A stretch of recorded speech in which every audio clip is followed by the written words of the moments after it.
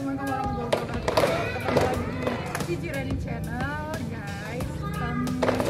Hari ini Cici mau share ke kalian semua tentang pendapat orang tua wali murid karate yang salah.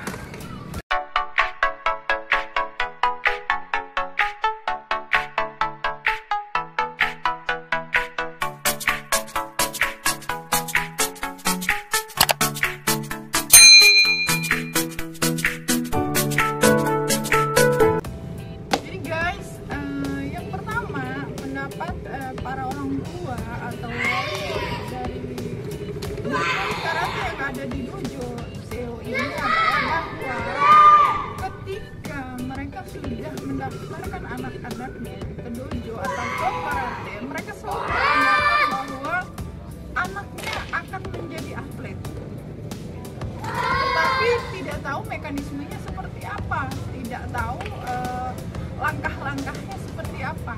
Jadi ketika dia masuk karate, anak saya pasti jadi atlet. Nah, ini salah, guys. Jadi yang benar adalah bahwa ketika anaknya itu masuk atau menjadi murid karate di suatu klub karate, di suatu dojo, itu pelatih-pelatih dari dojo tersebut akan menseleksi.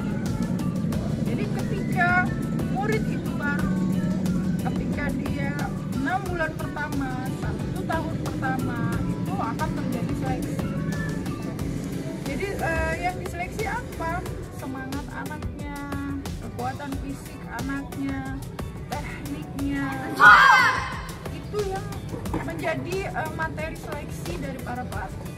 Nah, untuk kemudian setelah terseleksi, itu kita akan ada pantauan secara berkala dari tim pelatih. Apakah anak-anak tersebut sudah layak untuk masuk ke lingkaran yang namanya tim juara.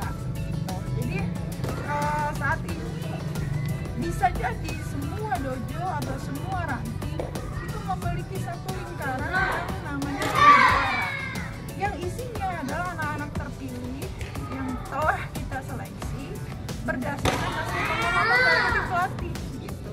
Jadi orang tua yang mendaftarkan anaknya ke dojo atau ke karate, dia juga harus memahami bahwa ada langkah-langkah seleksi untuk anaknya menuju atlet seperti itu.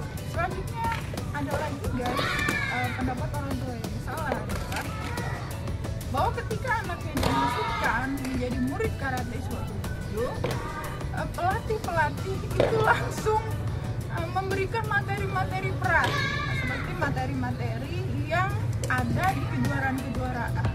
Nah, ini salah, ini pendapat yang salah.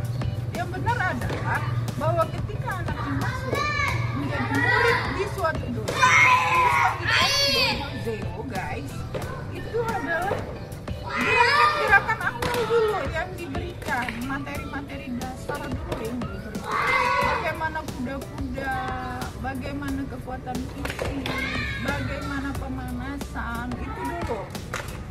Nah, setelah nanti kita melihat perkembangan gerakan dari si anak, si murid tersebut, baru kita bisa memasukkan kemana nih, bukan mengarahkan kemana.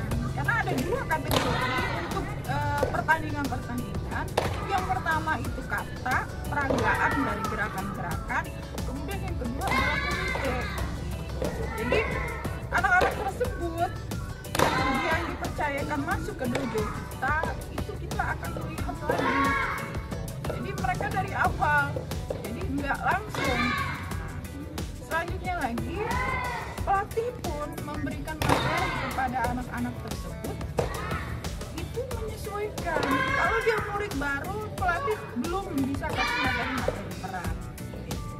Kalau dia sudah 1 tahun baru, ada materi berat yang memang sudah dipersiapkan.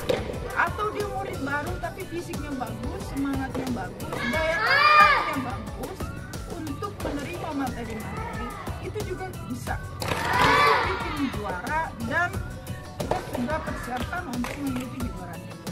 Orang tua murid karate yang salah yang ketiga adalah bahwa ketika anaknya dimasukkan, didaftarkan menjadi murid karate di klub karate atau di dojo karate, itu adalah bahwa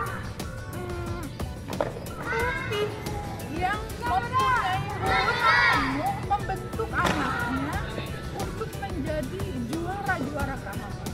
Nah, ini pendapat yang salah juga. Berdasarkan pengalaman dari perkembangan klub kita, Zeo Karate Team, ini adalah pendapat yang salah, guys. Nah, yang benar apa? Bahwa harus ada kerjasama yang baik antara pelatih dan orang tua. Tanpa kerjasama yang baik ini tidak akan bisa. Contohnya, ketika anaknya latihan dengan kita tim pelatih itu bagus, tetapi untuk menjadi seorang juara itu anaknya tidak hanya satu kali saja latihan, tidak hanya latihan dengan pelatihnya saja, karena anak tersebut harus secara mandiri terus menerus disiplin berlatih juga di rumah. Nah, ketika di rumah siapa yang menjadi pelatih, guys? Ialah orang tua. Artinya apa? Kita harus ada kerjasama antara pelatih dan orang tua. Orang tua harus menyiapkan waktu untuk anaknya, sehingga apa bisa terjalin hubungan yang harmonis antara anak dan orang tua. Di sela-sela kesibukan kita apa? Berikhtiar mencari nafkah untuk anak kita. Nah, artinya kita pun harus bertanggung jawab menyiapkan waktu untuk perkembangan anak kita yang lebih baik, seperti itu. Jadi, dan selanjutnya adalah harus ada kerjasama antara orang tua dan pelatih. Gitu. Itu yang ketiga. Lalu lagi apa nih pendapat yang salah? Pendapat yang salah dari para orang tua adalah bahwa ketika anaknya masuk di dojo karate, ya kan, dan mendapatkan perlakuan atau didikan yang keras dari para pelatih, kemudian anaknya pulang dan memberitahukan kepada orang tuanya, itu merupakan suatu penyiksaan. Nah, ini juga pendapat yang salah, guys. Tentunya kita juga harus melihat apa yang sudah diberikan oleh pelatih. Jika mungkin hanya kalimat-kalimat keras gitu yang untuk meningkatkan semangat dan untuk memperbaiki gerakan yang salah daripada anaknya, itu masih hal-hal wajar di dalam proses belajar mengajar, melatih dan berlatih di karate. Bayangkan kalau anak-anak bapak ibu dilatih dengan cara pelan, lemah lembut, guys, ini karate guys, yang notabene harus tegas, harus keras, dan tentunya tetap ada di koridor yang benar. Jadi harapan kita para pelatih bahwa orang tua juga melihat bahwa seperti apa sih metode pelatihan daripada pelatih-pelatihnya. Sempatkan juga waktunya untuk sewaktu-waktu melihat proses latihan bersama pelatihnya, sehingga apa? Tidak ada miskomunikasi atau salah pengertian di dalam proses melatih dan berlatih di karate. Nah guys, itu tadi beberapa pendapat orang tua murid karate yang salah tentang anaknya yang masuk ke perguruan karate atau ke dojo klub karate yang ada. Harapan Cici adalah ketika konten ini sudah kalian lihat semua, semoga bisa menetralisir pendapat-pendapat yang salah tadi. Semoga bermanfaat. Jangan lupa